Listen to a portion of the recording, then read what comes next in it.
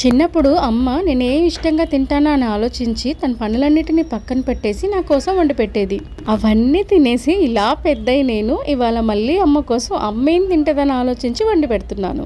అమ్మకి చికెన్ అంటే చాలా ఇష్టం. రోజు వండి పెట్టలేను కాబట్టి రోజు తినేలాగా ఒక చికెన్ పికిల్ అయితే చేసేస్తున్నాను. అది కూడా ఎటువంటి ప్రిజర్వేటివ్స్ లేకుండా 1 మంత్ వరకు స్టోరేజ్ ఉండేలాగా చికెన్ పికిల్ తయారు చేస్తున్నాను. ఓపిక లేక టైం లేక బయట కొనేసి ఇచ్చేద్దాం అనుకున్నాను. కానీ మన కోసం అంత చేసిన అమ్మ కోసం ఈ మాత్రం చేయలేమా అనిపించింది. అందుకే పనులన్నీ ఫస్ట్ పక్కన పడేసి పికిల్ అయితే చేయడం స్టార్ట్ చేసేసాను. పికిల్ 1 మంత్ వరకు స్టోరేజ్ చేసుకోవచ్చు. కానీ పచ్చడి తిన్న ప్రతిసారి మజ్జిగ తాగడం మాత్రం మర్చిపోవద్దు. ఎందుకంటే ఇది కాస్త వేడి చేస్తుంది వంటికి. ప్రతిరోజు ఒక ముద్దలోకి ఒక ముక్కు ఉండాలి అనుకునే వాళ్ళకి మాత్రం ఇది చాలా ఉపయోగపడుతుంది. ఖచ్చితంగా ట్రై చేసి టేస్ట్ చేయండి.